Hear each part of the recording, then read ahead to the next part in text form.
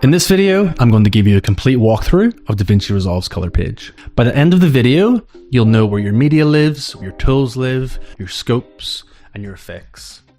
If you're coming across from another NLE, such as Final Cut or Premiere Pro, this should be the first video you watch on color grading. I'm going to map out where everything lives on the color page, so you can get into the creative part of color grading quicker. Now, it'll take a few watches of this video before you fully understand where everything lives, so make sure to save it, and I'll have timestamps below so you can jump right in where you left off. JMO here, welcome back to another tutorial.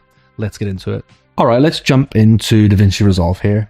So if you're on another page, if you're on the cut page or the edit page, you can simply just access the color page down here, or you can press Shift 6 to jump straight into the color page. Now, when we get into the color page for the first time, there's a lot happening. It can look a little bit overwhelming, but everything's got its place and its functionality. So I'll walk you through it step by step so you're not completely overwhelmed.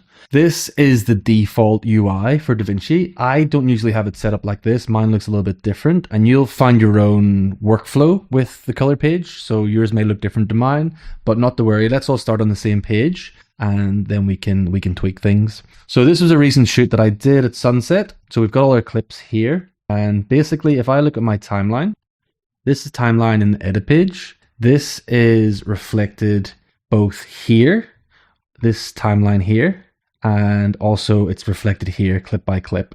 This just means we know which clip we're on, especially if we have clips stacked on top of each other. We can see exactly which one we're working on. So I don't use this timeline function a lot, so I'll just turn that off. It lives up here. I do use clips quite often, so I'll leave that on for now so you can see where we're at. Okay, so let's say we're working on our edit here in the timeline. Let's say I want to mark this clip to color grade. So I can go here, I can add a marker, and let's say I also want to work on this one here. I'll add another marker. So you can see I've put markers on both of those clips. If I go into my color page, and you can see all the clips are showing along this timeline here. If I go up to clips, press that drop down and go to marked clips, and then go to blue, because I added the blue marker, you can see now it's just showing me these two. So it's a good way to filter and isolate pieces of footage that you want to work on directly. Or if you're trying to go through and shot match, it's also pretty good. So you can mark all the clips that you want to work as a group, and yeah, once you select them here, they'll show. So let's go back to all clips. There's other ways you can filter. You can do keywords, people, grouped, all these different ways to filter through. We can add different node colors, mark clips, clip color. So it just gives us a really detailed way of keeping footage organized in our color grading window. So that's clips. I'll turn that off for now. Next, we have the media pool. So the media pool is consistent across every window. In DaVinci, you always have the media pool, and essentially it's just the same media pool that we have here set up. Just going to show all our media in our project, our videos, our sound effects, everything that we need. Now, I don't use the media pool in the color page that often, so I usually just keep that one turned off. Okay, so next we have LUTs. So LUTs stand for lookup tables. So a lookup table is basically a way we can take an image and quickly add a certain look to that image. These can be very useful tools in your color grading journey. Now, you can also build your own LUTs, or you can download other people's, like these ones, for example. And they're just a great way to get our footage to a certain look, and a look that we're happy with. This will be, I'll go into this in much more detail in other videos, but I just want to show you where they live. So that's our LUTs. Next, we've got our gallery. This is where we can start to save looks and grades, and any of the work that we do in our node trees, in our node window here, we can save it in our gallery. For example, so let's say we've been working on a grade and we've got it to this point. This is before, and then we've worked on it and we've started color grading. What we can do here is we can right click and press grab still, or you can just press B on your keyboard. And what that's going to do is it's going to grab a still of this image and drop it in here. Now, what does that mean? It basically means when I come back, or if I want to grade another piece of footage with this look, all I need to do is drag it and drop it over. So this one, drag it, drop it over, and you can see now we've done the work on one video clip and we've saved it here in our gallery. And now it's just a simple case of dragging it over and replicating that look across multiple clips. So if we move on, we have our main viewer window here, and we can zoom in, we can zoom out, if I press shift and forward space, it'll bring me back to the full size. I use that shortcut a lot. So if I'm like zoomed out, maybe I'm doing some power windows or I'm trying to isolate, a part of this footage here, but I need to zoom out to make sure it's covered. I'll be using this a lot. I'll zoom out. So remember that one, shift forward space is a good shortcut to learn. And within our window here, we can sort of maneuver the footage. So shift forward space to get it full size. Then I can press spacebar to play through. I can loop the clip. So basically that means as I'm playing it, it'll just keep looping it over and over, this one piece of footage. I can skip to the next clip on the timeline, and I can also go back 2 clips on the timeline. Then I've got volume here, so I can turn the volume on and off. If I right click it, it'll bring up this volume meter here. So we can just keep that off. Here we've got different tools that we'll be using a lot. So we've got our qualifier, our power window, image wipe, OpenFX. So we will be using this a lot, especially things like power window and qualifier. They're 2 important tools. And then let's go up to the top here. So if I move across to the right side, we've got quick export, timeline, nodes, and effects. Let's start a quick export. So if I'm working on something, maybe the client just wants to see a quick preview, I can go up there, press quick export, and easily just export whatever's on my timeline to the settings of my project. So that'll just quickly export. Timeline, basically timeline shows us the timeline view in this window here in the middle. So essentially that's just replicating what's on our actual timeline in our edit page. Next is the nodes window. Now we'll be using this a lot. This is where all the color grading happens. Don't worry too much about what's going on here. This is just a color grade that I was working on. But essentially, this is where you'll start to build out your grade and your look. When it comes to color grading, DaVinci is definitely ahead of the curve. And getting used to a node-based system is a little bit different when you come across from Final Cut or Premiere. But once you get the hang of it and you start to understand the workflow, your color grading is going to improve massively. Like I'll just show you quickly. So Option S, we can add a new serial node.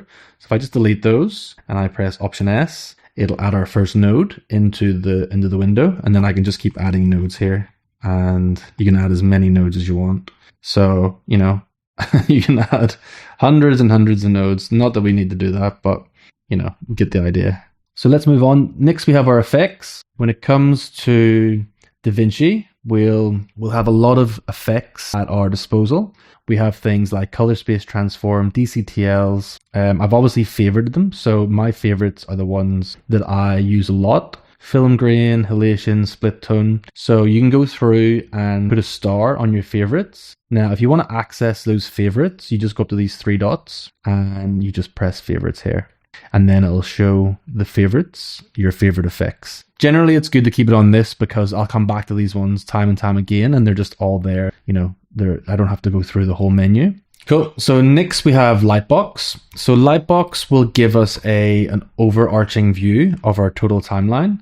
So essentially, everything that we've got here is going to be represented frame by frame in our Lightbox. This is just a great way to have a look at our project from a high level view and see how it's looking from an overall color perspective. Now I've just thrown a look over the top here, so the color grading is not great, but it just gives you an idea of, let's say the blues in this shot aren't matching the blues in this shot. So I know I can go in here, I can adjust the blues so they match up.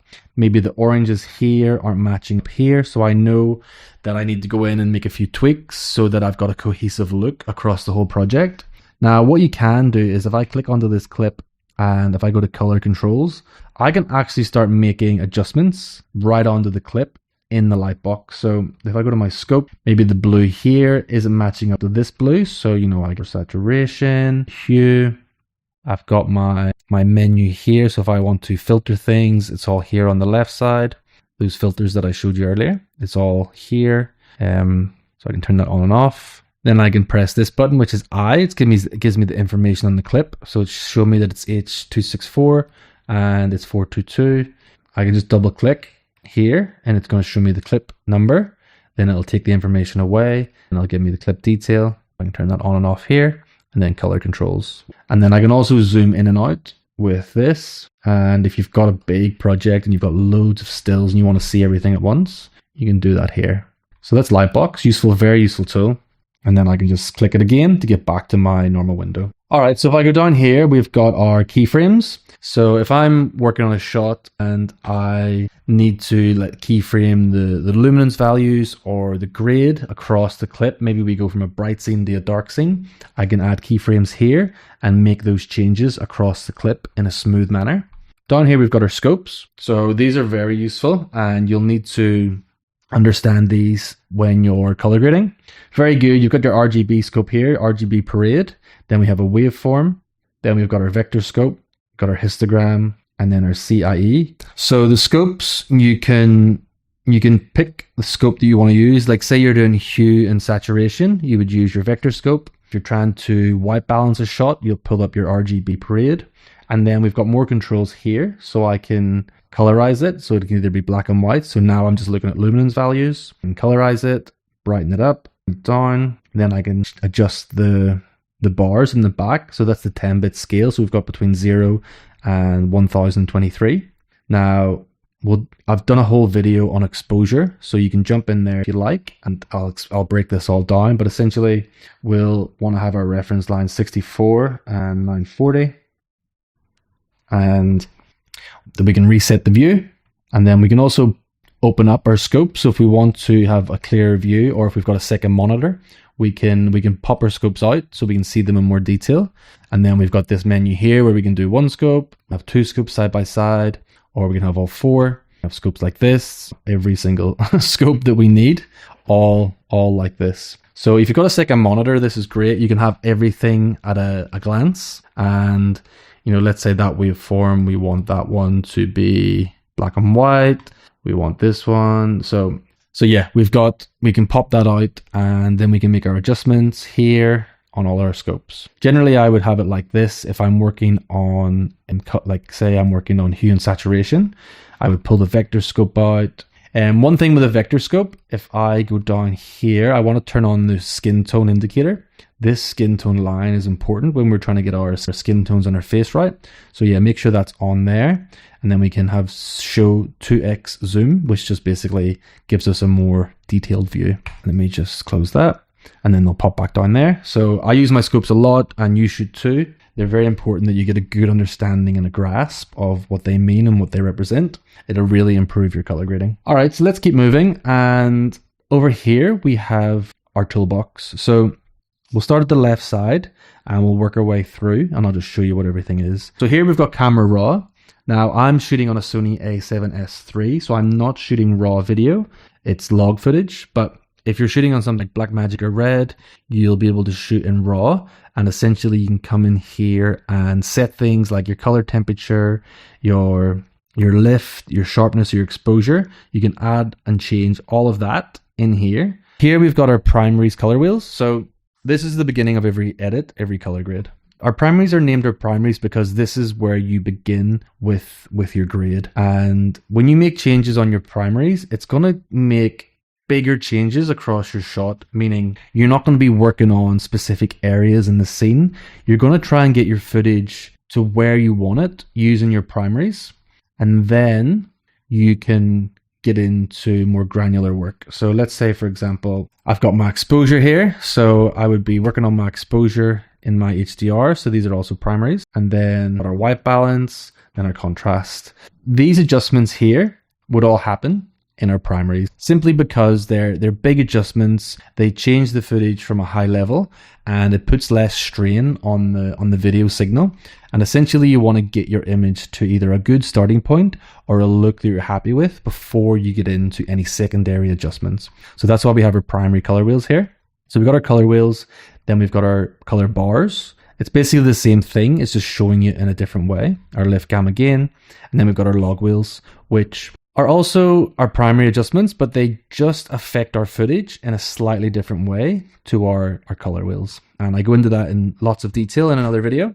Next beside that, we have our HDR wheels, which is our high dynamic range. This just allows us to get into more granular changes across the tonal ranges of our shot. So we can go from very, very dark, black, into shadows, into light, into the highlights, into specular, and then a global adjustment. So it allows us to get into the detail and make adjustments on very specific targeted areas. All right, next we got our RGB mixer. I don't use this a lot. I've actually got some DCTLs which I use for this, which I'll show you later. But if you want to use the RGB mixer here, you can do that. Next we got our motion effects, so we can do noise reduction in here. There's also noise reduction up in our effects that we can add to the node directly. And then next we've got our curves. So curves are good for, you can add contrast into the shot. And we've got our HSL, so our hue, saturation, and luminance. So this is where we can start getting in, making more granular adjustments on the color, on the hue, and then here we can on the saturation, so we get saturated yellows. And then same here with the luminance, we can make those yellows or oranges darker, brighter, and we can do that all in here. I've also got DCTLs, which I'll show you later, which I've got up in my effects. I've downloaded their plugins, which do something similar, but I just like how they work more, so I'll definitely share that with you. Then we've got Loom v Sat, Sat v Sat, and then Sat v Loom. So also, if I want to, say I'm making a change on my hue v hue, I can pop it out, and then I can see, if I've got a second monitor, I can make these adjustments and get in, see the detail a bit more. Obviously, I would have this on my other screen, so I would make in the changes in the curves, but at the same time, I would see it on my monitor. So next, we've got color slice, so we can get into specific color ranges and make adjustments specifically. Then we got our color warper. Let's go to our qualifier, our HSL qualifier. So what I can do with the HSL qualifier is I can make a selection on a certain hue, saturation, and luminance. So basically, let's say I want to isolate these greens in the frame. I can take my dropper, make sure we're on qualifier here. Make sure you've got a clean node selected. If you do it on one of these, it's better to do this on a clean node first. Take the dropper and select the greens. Now, to be able to see what we just selected, we'll go up here to our highlight and we can press that. Now we can see the selection that we just made. Now, another way to do that is just to press Shift H and it'll bring up the same selection. Obviously, we haven't made a very good selection on the greens here because it's got some of the yellows, some of the different tones, some other luminance values that we don't want. So once we've made our rough select, we can actually start to adjust with our sliders here. So you can see now I'm just getting more of those greens. We can probably drop down the luminance here, the saturation. So you can see now we've made a better select on the green parts of this frame. This is very useful and we'll use this a lot when we're trying to isolate certain colors. Next, we've got our power windows. So these are useful when we want to also again isolate. Let's say to put a power window around our subject here. Maybe we want to create a bit of a vignette. We can just go in, lower that. Now you can see it's lowering inside the window. So we'll just go back to our power window, and if we just press this, it'll invert it. Now we have got a vignette, and you can see we've got our subject isolated and more attention on the subject.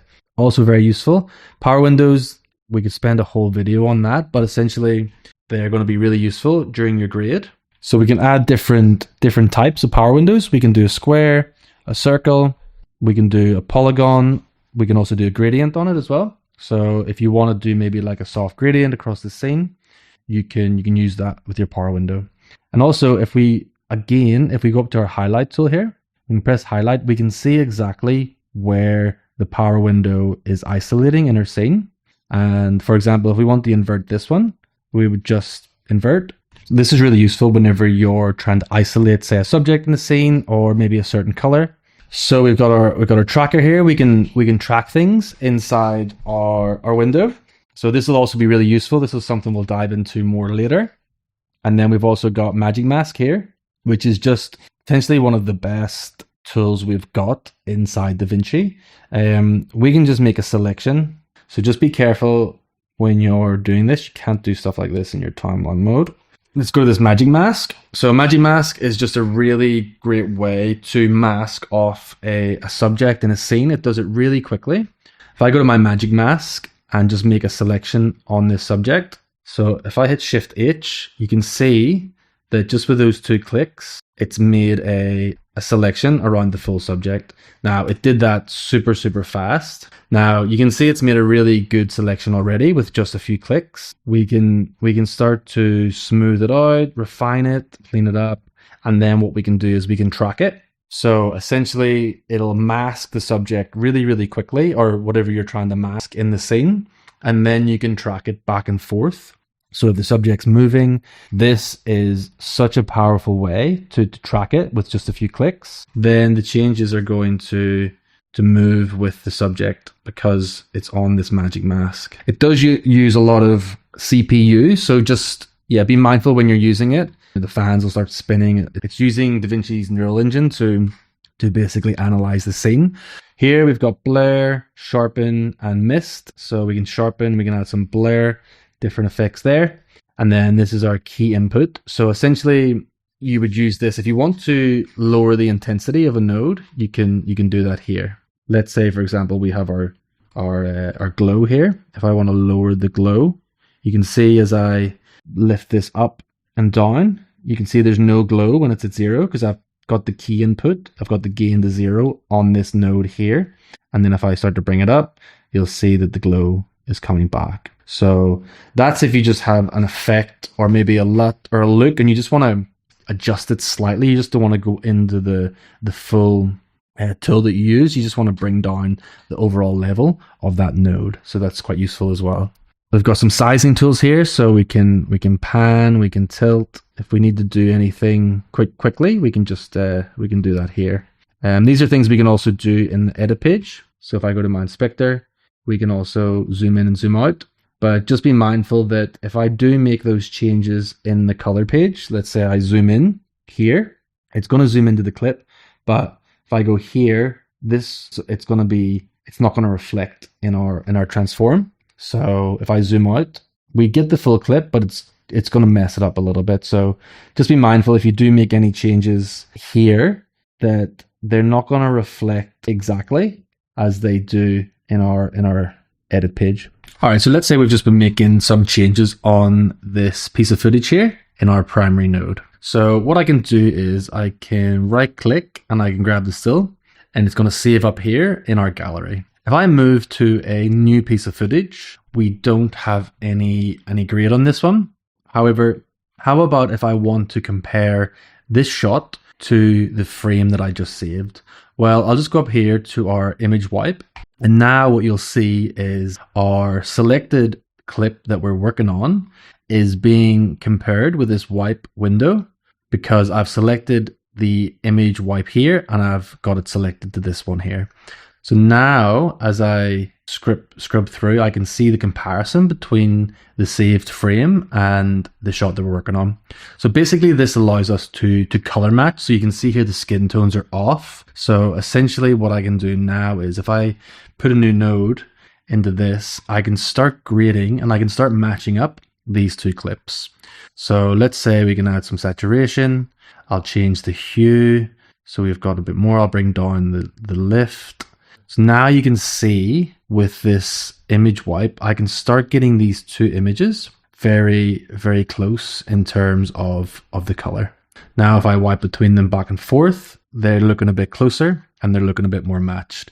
Obviously, I can spend more time and get the blues correct, the skin tone's perfect, but it's just a really great way to easily compare two shots when you're trying to shot match. So that's image wipe. We can also change how we wipe across the two shots. So we can do diagonal.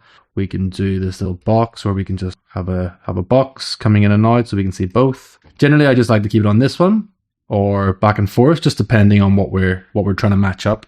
So that's image wipe. Now, next let's just turn that off. So let's say I've got my shot and let's go to this one.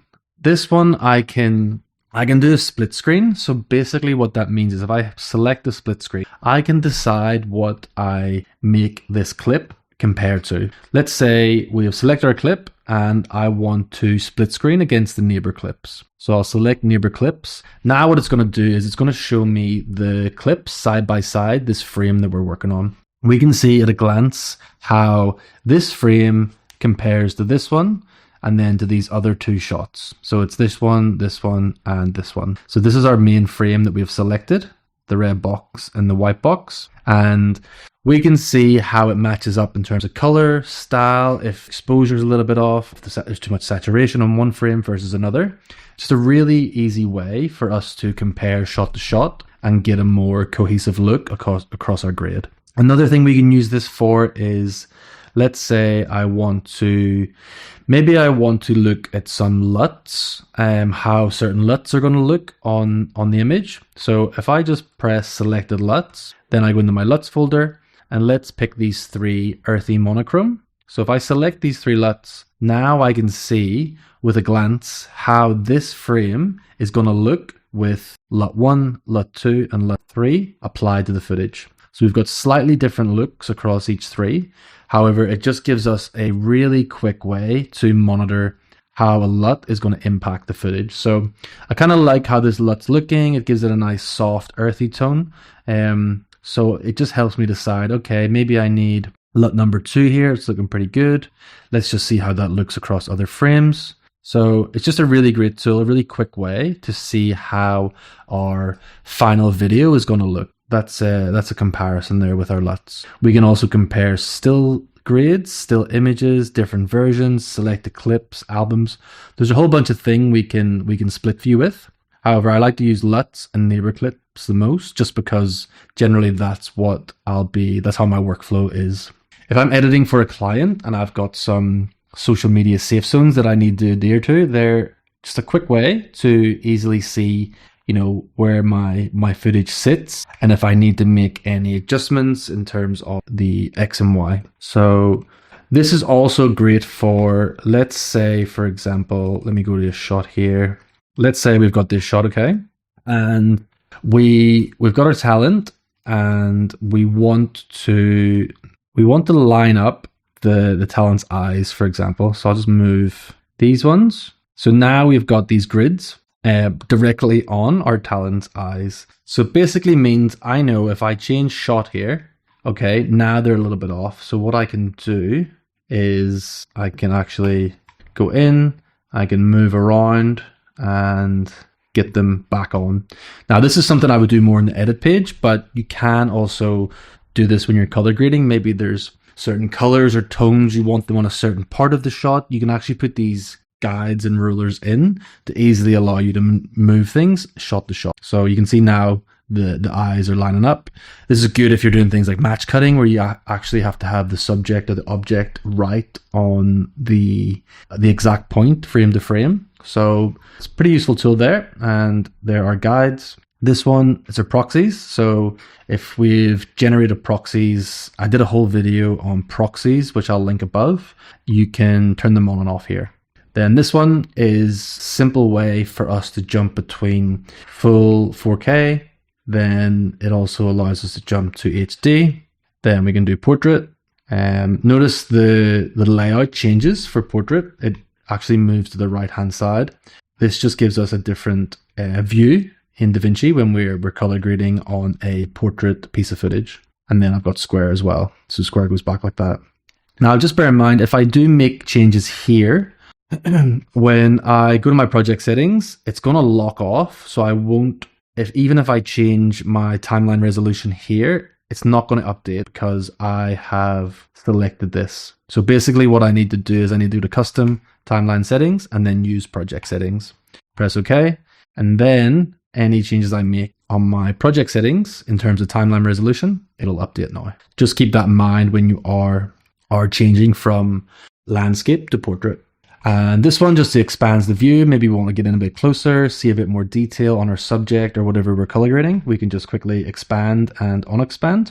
And then over here, we've got our node window. So this hand allows me to move the whole window. So maybe if I've got a bunch of nodes and I need to get them into view, I'll do that. And then this one allows me to select node by node. Now I've got my mouse set up with the middle mouse button, so if I just press the middle mouse button, I can actually drag and move that around. So I don't use this a lot, but it's there if you need to.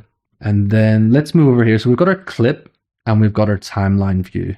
Now I jump between these quite a lot, and it's something that you'll want to get familiar with. So let's say I'm grading this piece of footage and I'm pretty happy with it. I've gone through, I've finalized the grade. What I can do is if I switch to timeline, what's going to happen is, say I want to apply maybe a finishing LUT, or maybe I just want to fade off the shadows across the whole timeline just to finish off my look. I can make changes at the timeline level.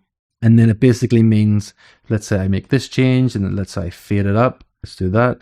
Say I'm happy with that look. If I go across all of my clips now, we're going to have that same fade across the whole timeline because I've applied it at a timeline level. This allows us to finish off the look, add a finishing LUT, make a tweak. Instead of applying it to individual clips, we'll apply it to the timeline. Let me just quickly show you. So if I make a change to this clip and let's say we do a fade, we're pretty happy with that. Let's do a little bit of this. Then let's have a look before and after. So let's say we're pretty happy with that. And I go to this clip and these other clips. Let's just pretend we didn't grade those. So let's say we've got this clip and we want to take this look and quickly apply it to all of these clips. What I would do is if I select all the clips that I want the look applied to, select all the clips, and then if I go to the piece of footage that I'm happy with, the grade that I've worked on, and just middle mouse click and press replace, now what's going to happen is this look is going to apply to all of my clips with just one click of a button. So it's a really quick way to get a consistent grade across your timeline, especially on shots that are, this is all filmed in the same area, the same light. So I know that a grade on this piece of footage is going to work pretty well across these other clips. So it's just a great way to, you can work on this piece of footage and then quickly apply it. And then, I can jump into Lightbox, have a look. How does everything look cohesively? Maybe I want to make a few tweaks, reduce the saturation. Then I can go in and start fine-tuning individual clips. Just a really fast way to color grade and save you time. These videos are definitely marathons.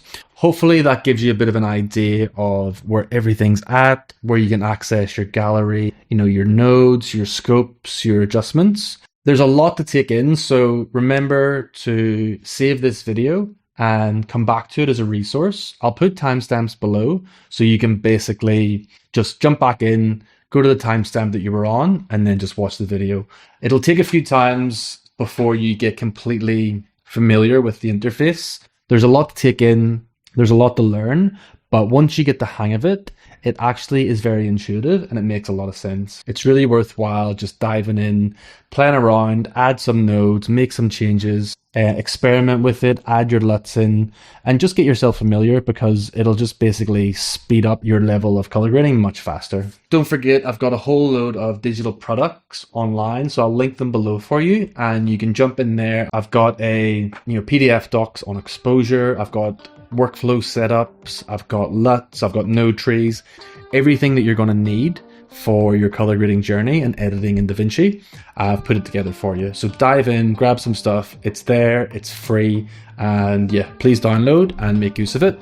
If you've got any questions, just put them in the comments below. Happy to answer, happy to help, and hopefully this gave you a good first introduction into DaVinci Resolve.